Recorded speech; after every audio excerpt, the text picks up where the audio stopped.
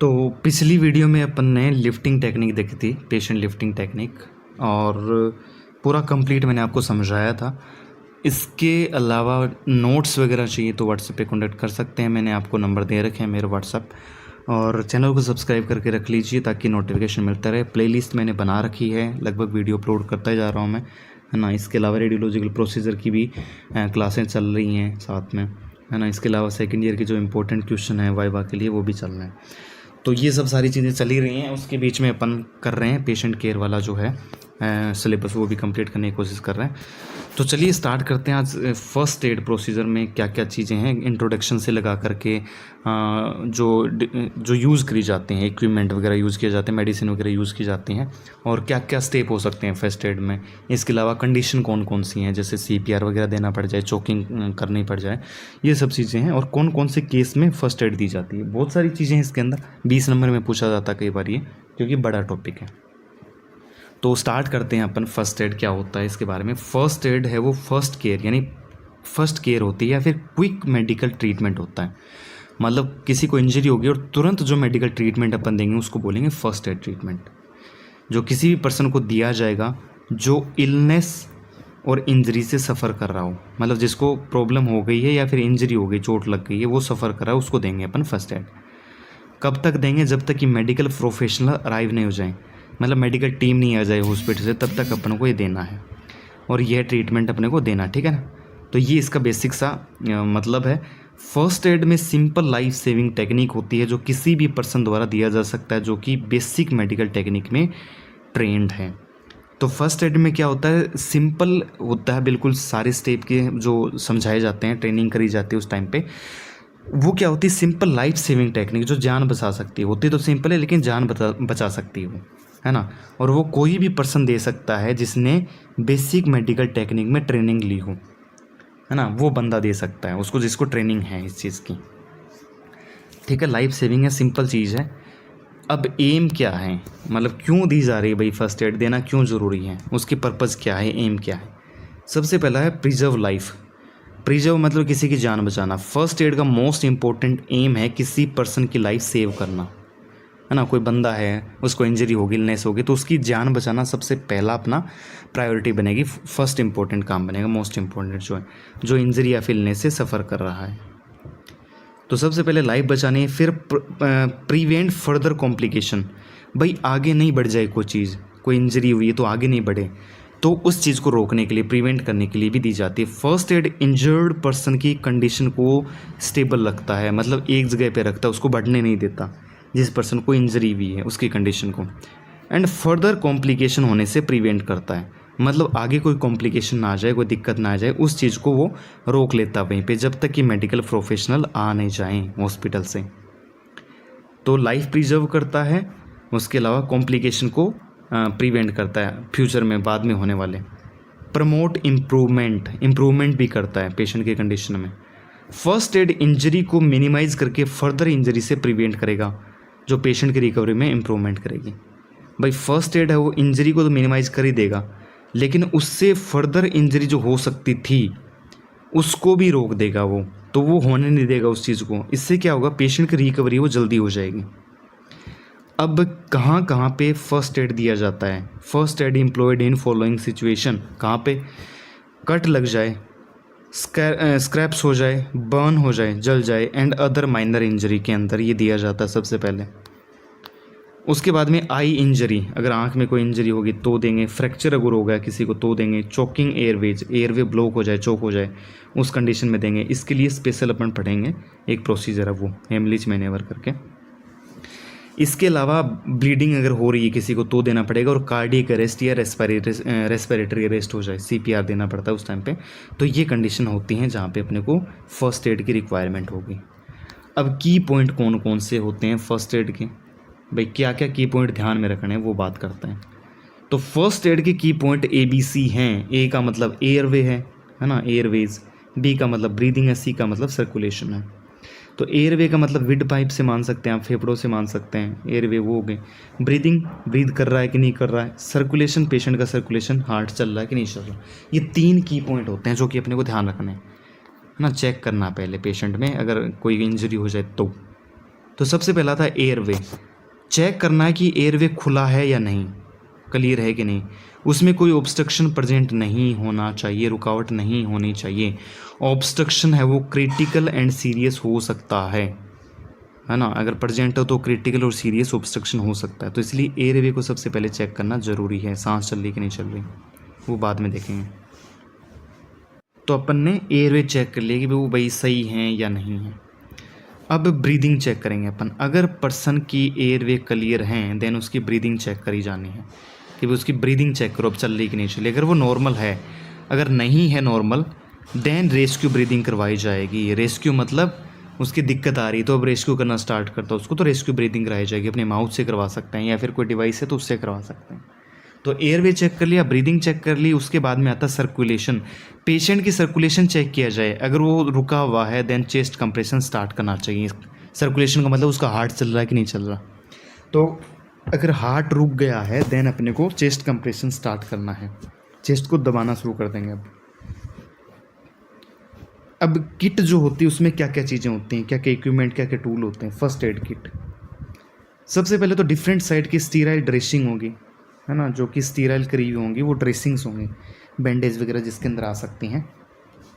Surgical sterile gloves होंगे, sterile Gauss's होंगे, safety pin होगी, फोर्सेप्स होगा, आर्टरी फोर्सेप्स जो पकड़ने के लिए यूज़ किया जाता है, फोर्सेप होगा, सीजर होगा। आर्टरी फोर्सेप्स नहीं, मैं तो एग्जांपल दे रहा हूँ, आर्टरी फोर्सेप्स का यहाँ यूज़ नहीं है, सर्जरी में यूज़ होता है। नॉर्मल फोर्सेप्स होगा पकड़ने के लिए, कैंची जैसा होता है पर नुकीला नहीं होता, आगे धारदार नहीं होता, नॉर्मल होता है।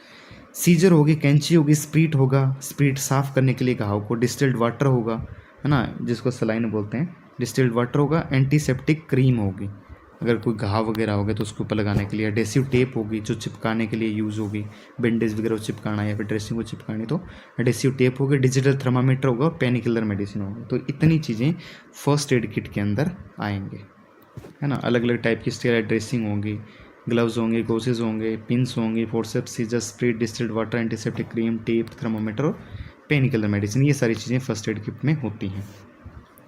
अब किस किस इमरजेंसी में दिया जाता है, तो first aid procedure during various emergencies, तो इन इमरजेंसी के दौरान अपने को देना है फर्स्ट एड प्रोसीजर। वो कौन कौन सी, सबसे पहले अगर शार्प कट लग जाए, पेशेंट को कट लग गया शार्प, अगर कट साइट पर ब्लीडिंग हो रही हो तो क्लीन एंड टाइट क्लॉथ वहाँ पर बांधना है फॉर 5 to 10 मिनट्स, और जब तक कि ब्लीडिंग स्टॉप ना हो जाए। तो कट साइड पर अगर खून आ रहा है तो उसको क्लीन और टाइट क्लॉथ से वहाँ से बांध देना ताकि ब्लीडिंग रुक जाए। कितने टाइम तक के बांधना, 5 से 10 मिनट के लिए, और या फिर जब तक ब्लीडिंग स्टॉप नहीं हो जाए तब तक के लिए बांधना है। अगर कट करने वाला घाव जो है वो ख़राब है, डर्टी है, गंदा है, देन ल्यूक वेम वाटर से क्लीन किया जाए, मतलब गुनगुने पानी से उसको क्लीन करना है। अगर कट गहरा लगा हुआ, डीप है और ज़्यादा घाव है, देन एंटीबायोटिक ऑइंटमेंट वहाँ पे अप्लाई करना है। एंटीबायोटिक ऑइंटमेंट जैसे बिटाडीन वगैरह हो गया, है ना, आयोडीन पोइडीन वाला जो सोल्यूशन होता है वो लगा सकते हैं, और फिर उसके ऊपर बैंडेज लगा देनी है। ये काम अपने को करना अगर कट लग जाए किसी इंसान के। तो अगर ब्लीडिंग रुक ही नहीं रही है, कंटिन्यूस है, देन मेडिकल असिस्टेंट को कॉल कर लेना है और 108 नंबर डायल कर देना है जो इंडियन एम्बुलेंस सर्विस का है, ठीक है। अगर ब्लीडिंग नहीं रुकनी तो बुलाना है फिर उनको। अगर जल जाए तो क्या करेंगे भाई, बर्न का केस हो तो कोल्ड यानी ठंडा वेट टॉवल, गीला टॉवल को बर्न साइट पर अप्लाई किया जाए जब तक कि पेन सबसाइड ना हो। पेन जब तक रुक नहीं जाए तब तक के लिए बर्न साइट पे, जली हुई जगह पे वो लगाना है अपने को, गीला तौलिया या ठंडा तौलिया। उस एरिया को लूज बैंडेज या गोश से कवर किया जाए, यानी एरिया को लूज बैंडेज से बांध देना है, गोसे से कवर कर देना है। अगर ज़्यादा एरिया लार्ज है, मतलब जो जला हुआ एरिया ज़्यादा, तो फिर ब्लैंकेट से डीप कवर किया जाए ताकि हाइपोथर्मिया से प्रिवेंट किया जा सके। हाइपो मतलब कम, थर्मिया मतलब टेम्परेचर, उसके शरीर है वो ठंडा पड़ सकता है क्योंकि जो स्किन थी वो जल चुकी है, और जो टेम्परेचर के रिसेप्टर होते हैं वो स्किन के अंदर होते हैं जो कि बॉडी का टेम्परेचर मेंटेन करते हैं। तो वो तो जल गए, बर्न हो गया, इसलिए उस पेशेंट को फिर पता नहीं चलेगा कि क्या हुआ उसके शरीर के साथ में। इसलिए फिर अपने को क्या करना है, उस चीज़ से ढक देना, डीप कवरिंग कर देनी है। तो फिर अपन इसको कवर कर देंगे, अपना डीप कवर करेंगे, फिर इसको नॉर्मल कवर से काम नहीं चलेगा। उसके बाद में मेडिकल असिस्टेंट को तो बुला ही लेना पड़ेगा अपने को क्योंकि जल गया अब के बाद। अब अगर नाक से खून आ रहा, ब्लीडिंग हो रही, तो क्या करेंगे, ब्लीडिंग फ्रॉम नोज। तो पेशेंट को अप राइट पोजिशन में प्लेस किया जाता है। राइट मतलब उसको सीधा एकदम मतलब खड़ा टाइप पोजीशन में, या फिर बैठाने वाली पोजीशन में भी ऐसा होना चाहिए कि उसका जो ऊपर वाला पार्ट है वो स्ट्रेट रहे, ऊपर रहे, मतलब उसको सुलाना नहीं एक टाइप से। उसका हेड बैक टिल्ट नहीं करें, मतलब पीछे की साइड टिल्ट नहीं करना है। नोज को पिंच करके फॉरवर्ड लीन करें, मतलब पिंच करके उसको दबा देंगे नोज को, और उसको फॉरवर्ड मतलब आगे की साइड झुका देंगे, है ना। पेशेंट की हेड को आगे की साइड झुका के रखेंगे। टाइट क्लोथ अगर पहन रखें तो उसको ढीला करेंगे, लूज करेंगे, और फर्दर असिस्टेंट के लिए मेडिकल हेल्प को बुला लेंगे।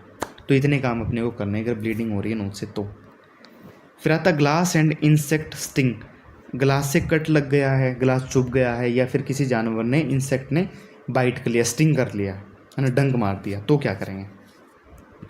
फोर्सेप्स को एंड स्टिंग साइट को सबसे पहले अल्कोहल से क्लीन कर लेंगे। फोर्सेप्स जो यूज़ कर रहे हैं ना अपन पकड़ने के लिए किसी चीज़ को, और जो स्टिंग साइट है जहाँ पे किसी डंक मारा है उस साइट को अपन अल्कोहल से पहले साफ़ करेंगे। फोर्सेप्स की हेल्प से स्टिंग को या फिर ग्लास को स्लोली पुल आउट किया जाएगा। फोर्सेप्स से पकड़ेंगे, पकड़ के जो ग्लास या फिर डंक चुभा उसको बाहर निकालेंगे अपन। तो फोर्सेप्स से वो पकड़ने का काम आता है। ये फोर्सेप्स मैंने आपको बताया था जो इंस्ट्रूमेंट वाली क्लास थी ना, केयर ऑफ इंस्ट्रूमेंट, वहाँ पे मैंने बताया था कि कैसा होता है, वो देख लेना। स्किन को अगेन एल्कोहल से अपने को साफ़ करना है। भाई अब निकाल लिया डंक बाहर या फिर ग्लास वगैरह, तो वापस एल्कोहल से साफ़ करेंगे। जेंटली एरिया के अराउंड क्लोथ को रैप किया जाए। अब एरिया जो है उसके चारों तरफ अपने को क्लोथ लगा देना, रैप कर देना है, और फर्दर ट्रीटमेंट के लिए हॉस्पिटल लेके जाना है। तो इतना काम अपने को करना।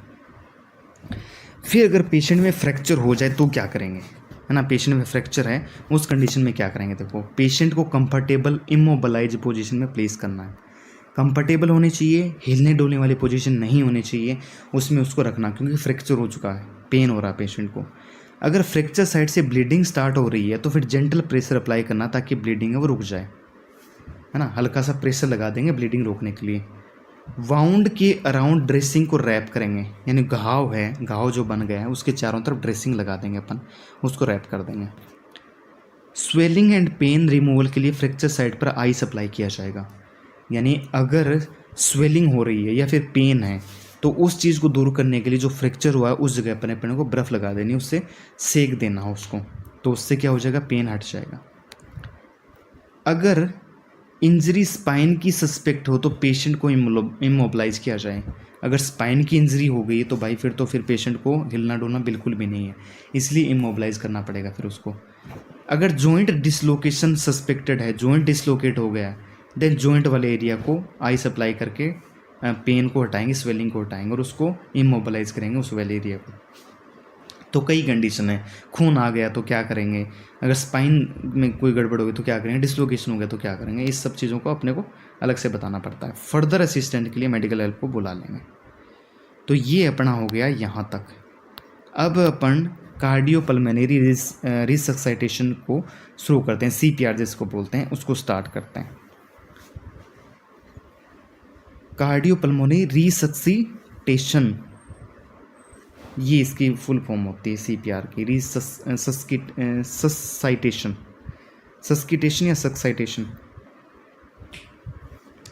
थोड़े प्रोनाउंस करने में प्रॉब्लम हो रही है मेरे को भी इसमें। तो ये क्या है, ये चेस्ट कंप्रेशन एंड ब्रीदिंग रिसक्साइटेशन का कॉम्बिनेशन है। तो चेस्ट को कंप्रेस करने का और ब्रीदिंग का, दोनों का कॉम्बिनेशन होता है।